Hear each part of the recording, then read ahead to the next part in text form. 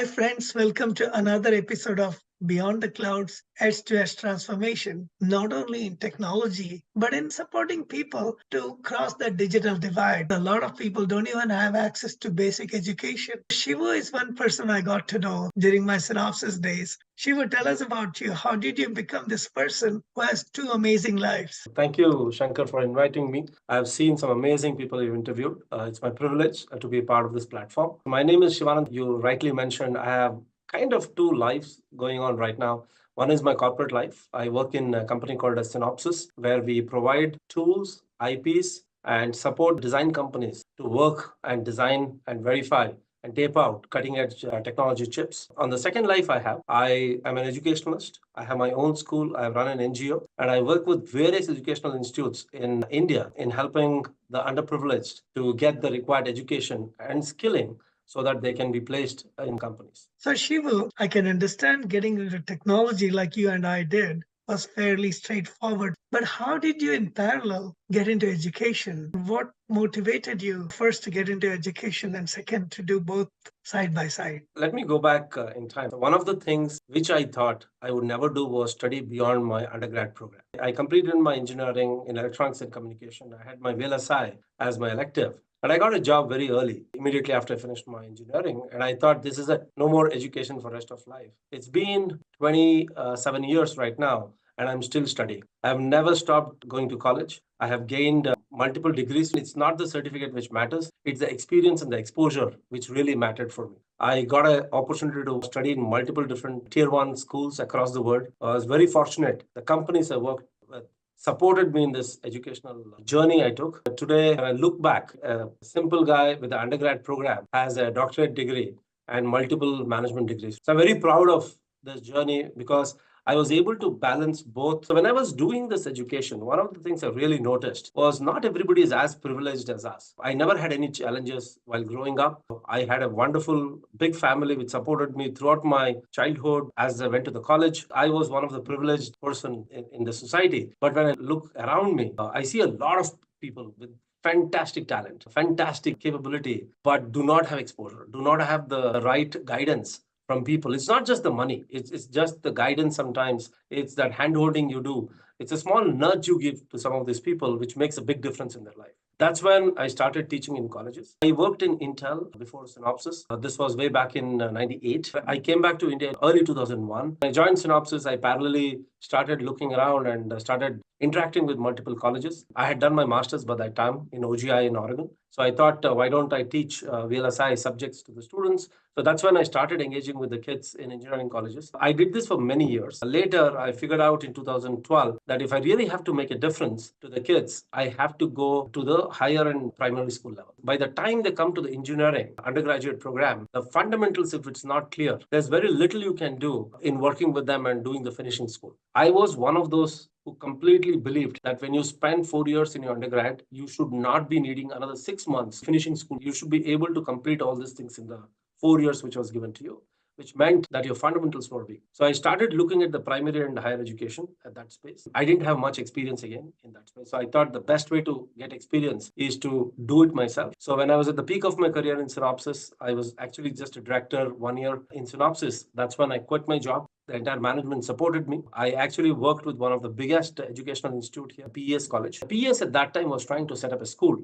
They had undergrad, postgrad, and medical colleges. They gave me an opportunity to actually set up the school and run it. The school name was Amatra Academy. I was very fortunate to be a part of this group who gave me an opportunity to set it up and run it myself. That gave me a fantastic experience in working with K-10 space, K-10 to K-12. So that gave me a very good exposure in terms of what is the primary need of education at the primary level, at the high school level, and at the college level, and what can be done so that kids not only crack the entrance examination to go to the right UG programs, but they excel in the UG programs, right? If you really want the kids to do good in the UG programs, the fundamentals has to be very strong. The whole effort in the school was not just to get and crack the examination, because there are many schools which do that, but once they join the UG program, how can they stand out in the crowd? That was the main focus area we had. School is running perfectly, really nice right now. I'm very happy to see next set of management taken over the school and running it. It's one of the top 10 schools in Karnataka, in Bangalore. That gave me a very good exposure to the school. That's when I started looking at the underprivileged segment, because this school was in a city.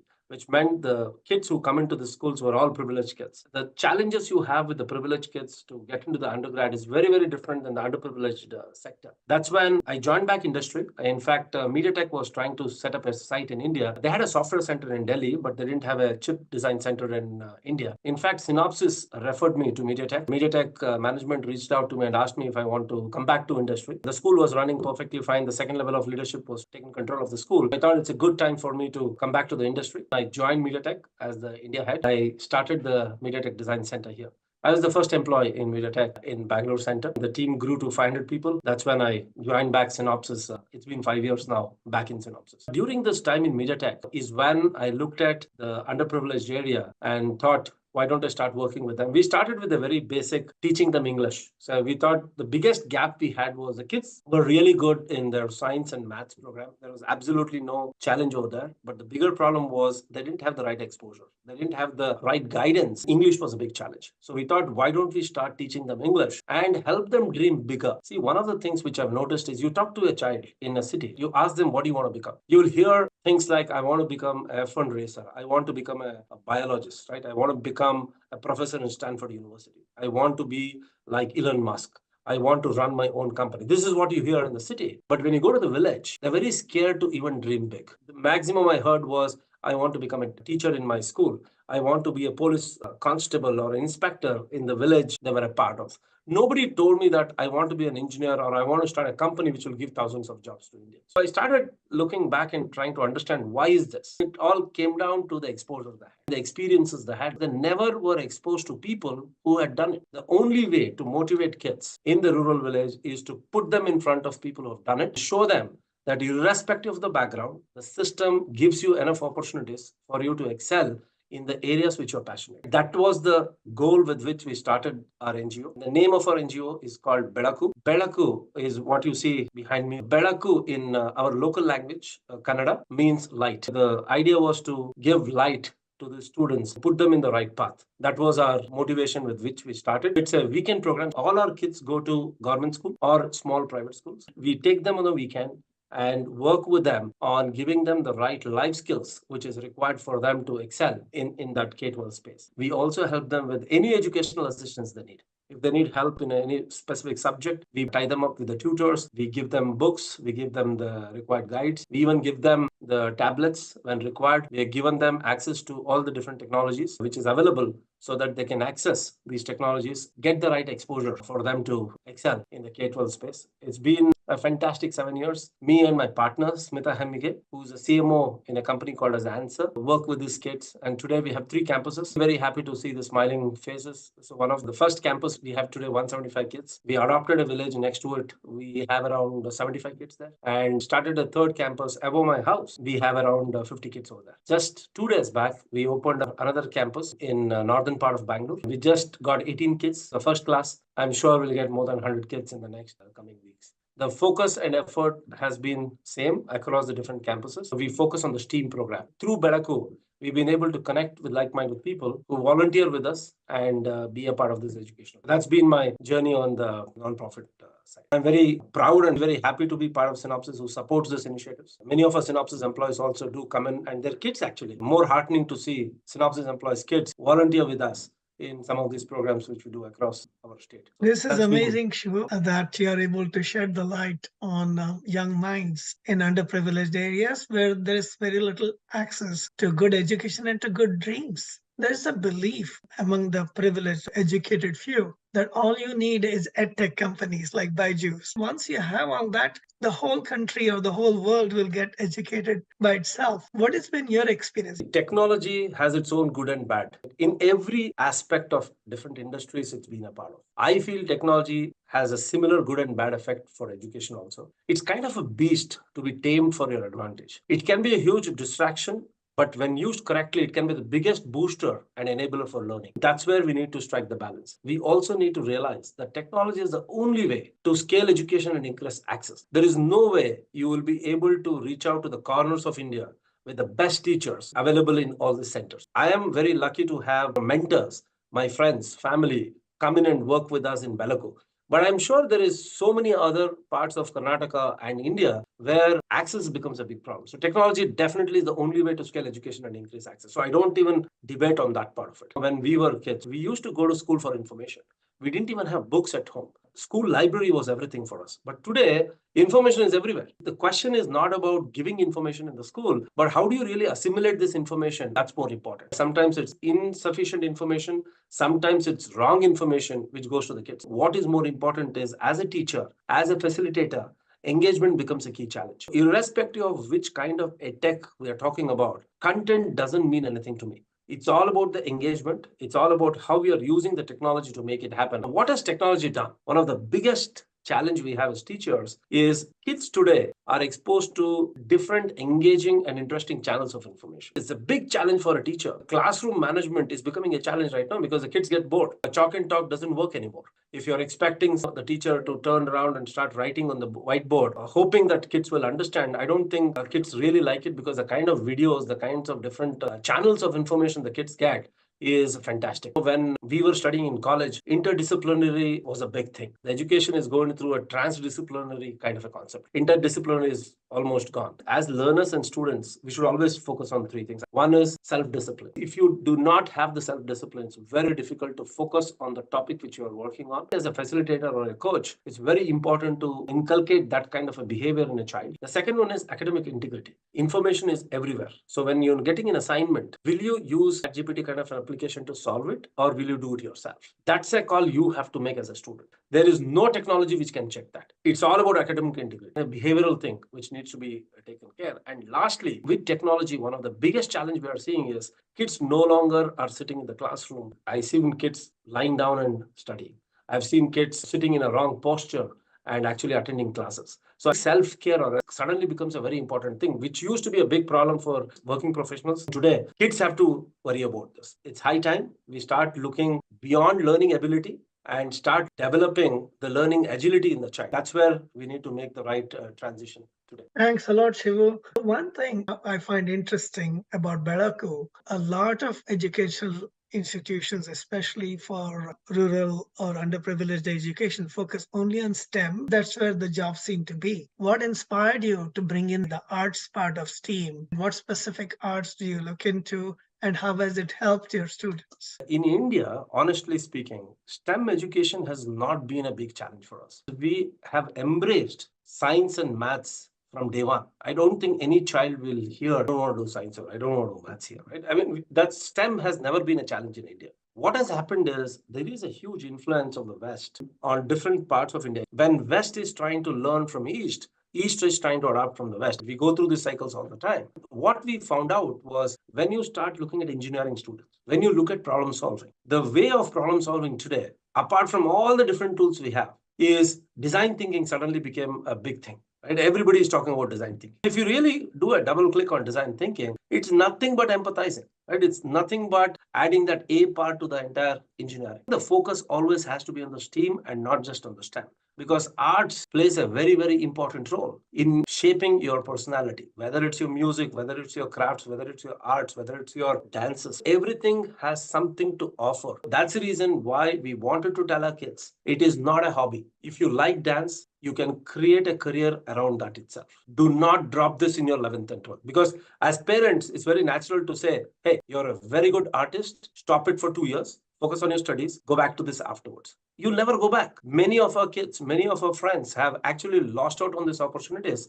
because somebody misguided them and told them you cannot succeed in these different fields. Everybody has some ability. Everybody has some motivation, but the opportunity part is missing. When you have this motivation, ability, and opportunity together, that's where the success comes. Ability is never the question. It's about the motivation and the opportunity. As a focus on the STEAM, we want to motivate kids and make them do what they're good at, to follow their passion. At the same time, we want to let them know where this passion will lead them. One child came to me, very privileged child, came to me and said, my mom wants me to drop arts. She wants me to focus on science. I said, what do you like? The child told me, I like arts and chemistry. I'm asked to drop arts right now because my mom wants me to study chemistry. I didn't have an answer to this child. I told, give me a day's time. I'll get back to you and find out a career which will actually give you good success. Success is nothing to do with the money. It's to do with you have an ability, you have an opportunity, and if you're motivated to do it, nothing like it, right? That's the best success you can have. I wanted to find a career which will make this child successful. I did some research. I was very glad to find actually something very close to what he wanted to do.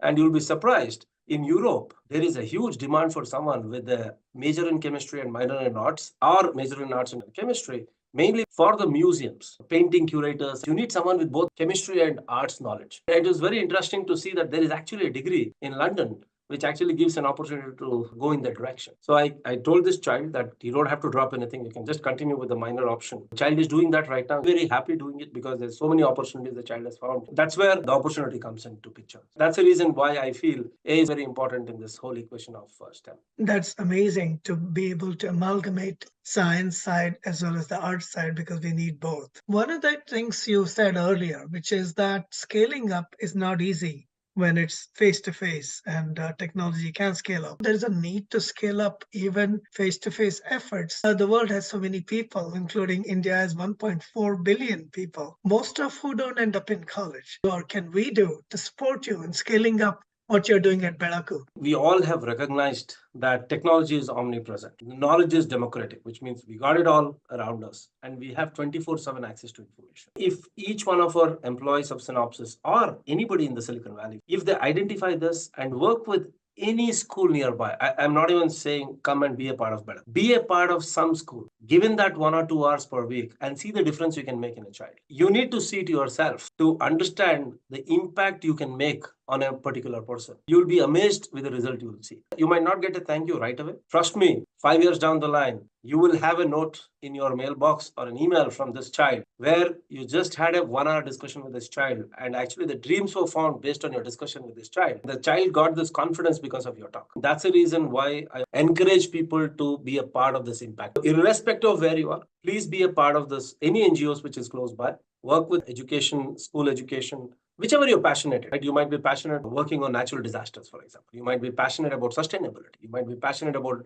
rural education. You might be passionate about tribal education. Wherever you think you can make a difference, please be a part of those NGOs. I'm sure you'll find a number of NGOs around you who will be looking out for volunteers. It's never the money which the NGOs want. It's the right people with the right passion who wants to be a part of this NGO to make a difference. And more people come into the NGO, the whole impact multiplies in numbers. That's exactly what we want to see. So that's the call for action I have for all the people who are listening and also your kids who want to be a part of this journey. Thank you for sharing that, Shivu. One of my favorite philosophy of Japan is the Ikigai. If you really look at Ikigai, it basically talks about the same 3 circles. When you have something, what you love and what pays well and what you're good at, you're very successful if you get all these 3 intersections in your life. Sometimes you get these 2 intersections of 2 circles, which is perfectly fine. You can always strive for the other one. I feel if it is something is worth doing, it is definitely worth doing well. So without your hard work, without that passion,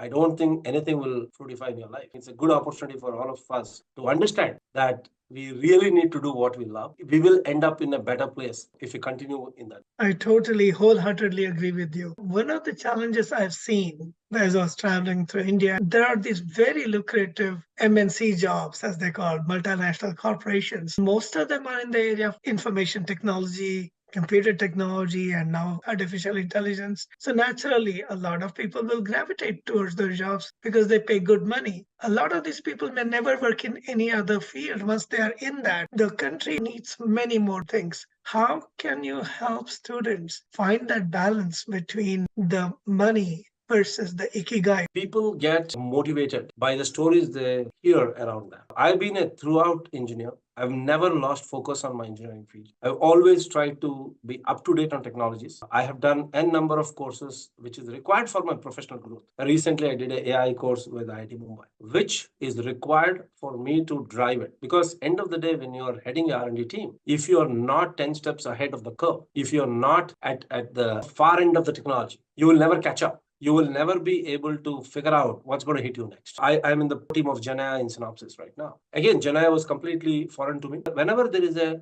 technology shift, that's the best time to enter because you can learn a lot. That's when you actually have to insert yourself. If you put in the right effort, you can actually ride the wave. I always tell engineers, never lose focus on what you're supposed to do. That's your primary 10 to 12 hours of your day. Don't lose focus on that part of it. At the same time, you need something which satisfies your heart. Your job might satisfy your mind and take care of everything else around it. Some of us are very lucky to have that in our job itself. I'm very happy to be a part of Synopsys, which gives me enough opportunities to satisfy my heart itself. I can say my heart is bigger. I have more things I want to achieve. When I work on other things, it gives me that satisfaction. But I might not have the right skill. If you don't upskill yourself in those areas, there is no way you'll be able to make that contribution. When I figured out that education is my passion, I had to go deeper into education. My PhD actually is in education. I actually entered the area of education very deeply, understand what is the pedagogy of teaching, what is the pedagogy of learning, what does it take, how do you compare your passion towards the student outcome. Just because you have good teachers, can you really say that you'll get better outcome? Is there a correlation between these things? This is what I actually did my study on. And it gave me a lot of insight in terms of education. The deeper you go in any area, whichever your passion is, you'll gain more expertise. More expertise will give you enough opportunities for you to work. You need to balance both. These kind of stories, what I have seen, has inspired students, gives them an opportunity that, yes, I don't have to drop something to learn something else. I can do this together. For example, I loved writing books. My English vocabulary might have around 800 words. That's good enough for business communication. That's more than enough for me to communicate with someone. That's more than enough to express my ideas, my passion to somebody else. So when I started writing a book, then I thought, can I really write a book without writing? There's no way I can find out. So I published my first book, which was a summary of my 50 different life experiences. So I named it 50 Shades of Life. Got a good response, never stopped writing. I published another book called 50 Colors of Love. Then I thought, why don't I try my hand in a textbook, which might be required for semiconductor industry. I published my first technical book, which is the SOC Physical Design. Recently, I published another book with Veena, my co-author, on system on chip architecture. I'm working on 3 more books right now, which is going to come in the next 2 years. I'm writing a book on management, a first-time manager's handbook. I know there are many handbooks which is available. Each one of us have a different way of saying the same thing. I'm hoping that will resonate with a few new managers. A lot of things have changed as a manager. The kind of skills which is required for a manager is very different than what was required 25 years back and what is required right now. I'm writing that book right now with a friend of mine who's a CMO in a company. Her name is Shilpa Vishwanath. So I partnered with her and writing that book. So there are many books which I'm writing right now. I'm hoping that journey doesn't end. So I've never left my passion, right? Whatever I wanted to do with my job, I've been able to manage it. And you'll be very surprised. I even acted last year. It was one of the big movie in Kannada industry. I was very fortunate to be a part of this team. I've never done theater in my life. I used to get stage fear when I go to the stage and talk in front of people. I thought the best way to actually face my fear was to actually do it myself. I did a movie and it's on Amazon. I was very surprised with the results I got and the responses I got. I'm very thankful for that. It's all about how you balance it, how you're able to manage these things together. This is definitely doable. There is absolutely no reason why you cannot do it. I can see a beautiful title emerging in front of me. Dr. Shivanand Koteshwara does Collywood. You've been in VLSI, not just in engineering, but in management for many years, EDA, as well as in semiconductors with MediaTek and Synopsys. You've also been in education for several years, including a PhD in education. And now you're also into Kannada movies, into writing. How on earth do you find the time? I can see the passion, but how do you find the time to do all this, plus have a family? So I have 2 kids. One is 23. He's doing psychology in Flame University. He was born in US. He might go back to US to do his master's. The second one is doing sports management in Jain College. He's in second year right now. So both my kids are pretty independent right now. My wife works as a HR manager in a company. She leads one of the HR team there. She works for a company called Strain Technology, US company. The biggest support I have is my family. My parents live with us. They've been a biggest support for me, my wife, and my kids. I have an extended family. I grew up in a joint family. So we had like 15 people in my house when I grew up. My sister stays 2 houses next to mine. Other sister stays very close by. Even if we have a small get together in my house, you will end up with 80 people. It's the family fabric we have. My aunts are like my moms. Cousins are my brothers and sisters. It makes a huge difference. The kids also find an ecosystem which helps them be focused and have support from the entire family. That gives me a lot of time, honestly speaking. Not everybody is so fortunate that they get that kind of a support. That gives me a lot of time. Plus, I stretch myself a lot. A lot of people tell me not to do it. You're already 50 years, don't push it. I say, I can't even think of any other life. So I'm enjoying. I, of course, watch out my diet. I take care of my exercises. At the same time, I don't want to lose out on anything. I've never complained with work or with other things I do. Sometimes I do get dings from my family that, I'm not taking them on a vacation. This whole concept of balance is not easy, honestly speaking. You go through this curves on and off, but so far so good. I've been able to manage it. That's amazing. Gen AI and education are a very interesting combination. Some people think that it's going to mess up young students' education. Some people believe that it can be a great aid in personalizing education. What are your thoughts on that? I recently saw a Gartner picture of hype cycle. Like any other technology, if you really look at the expectations and the time, it goes through that initial phase of innovation and peak. It goes through this whole trough of disillusionment in terms of what to expect from this technology. Slowly, it gets into the enlightenment state and the productivity stage. That's so true for AI, Gen AI, and education. There is an inflated expectations in terms of what all it can do. Somebody told that you have 98% correct answers from ChatGPT. Suddenly, within a week, I heard that you're 55%. So there is a trough of disillusionment going on right now. It will go back up and we'll reach a stage where it will plateau. That's where maximum productivity will come. Earlier, it will always start with Gen AI technologies, will always be very assistive in nature, and eventually it will get into the generative stage. Right now, we're in the assistive stage. In the assistive stage, you can argue and debate that it is doing plus or minus. The moment you look at Gen AI in the generative stage, that's where you'll see the bigger value. As a company also in Synopsys, if you really look at our Gen AI journey, we've had some recent announcements in the company. If you read it closely, you'll see that most of our solutions is around improving the productivity, optimization, and assistive technologies. I'm going to start with that first. As we go along, you will hear more about generation in the coming years from Synopsys. That's the journey which every technology has taken, whether it's Synopsys or education. We are in that stage right now. So there is a lot of hype created. I personally feel this is the biggest plus we have for education. We can make a huge difference with the technology. You mentioned that you've written a book for first-time managers. Can you give us a preview? I have divided the manager skill set into different buckets, personalized it. Each of the skill set has a story associated with that. That story is not necessarily mine. I have interviewed multiple managers, multiple leaders, and asked them to think about a situation, give me their anecdotes. It has a wealth of information from different leaders and managers. They have shared their personal stories, which gets connected to the competency required for a first-time manager. Multinational companies in India are called Global Capability Center. We want to show that we are not just good at scale, we are also good at innovation. So if you combine the scale and innovation together, you get a capability center. Almost all the companies in the world have a presence in India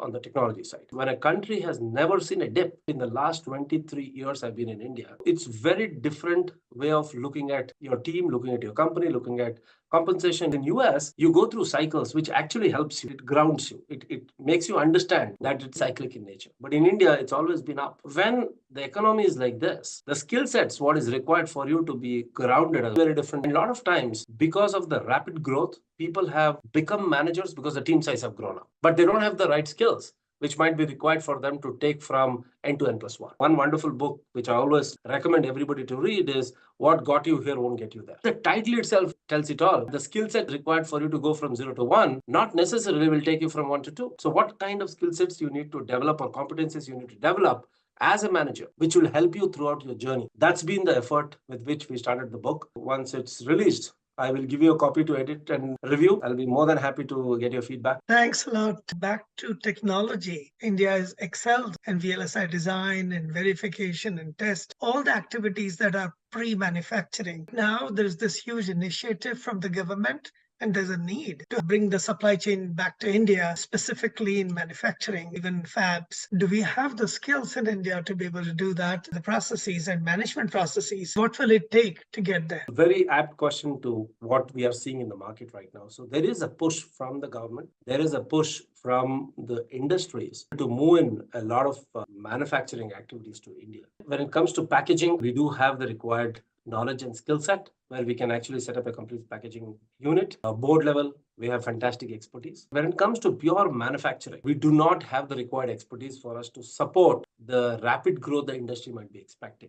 That's a reason why government of India is spending millions of dollars like any other country right now on workforce development. There are many different initiatives through Government of India, which is actually helping universities, which is helping startups to put in the right resources, and from the support from the government through the connections with the IITs, they're able to start developing the skill set which might be required, not just for tomorrow, but 5 years down the line. We have started this journey very well. We should be able to address it very effectively. In the coming years, you will see the combined effort of the university, of the government, and the private players is going to take care of this requirement. This is not a new challenge for India. We have seen this earlier in Y2K problems when it hit. We didn't have as many software engineers what we had, but there was an opportunity. Whenever there is an opportunity, the whole system works together to ensure there is talent available to take care of that kind of an opportunity. I'm sure this is one of those where we will be able to address this very effectively, what is required for the industry to thrive here in India. You and I could be talking all day long. We should do that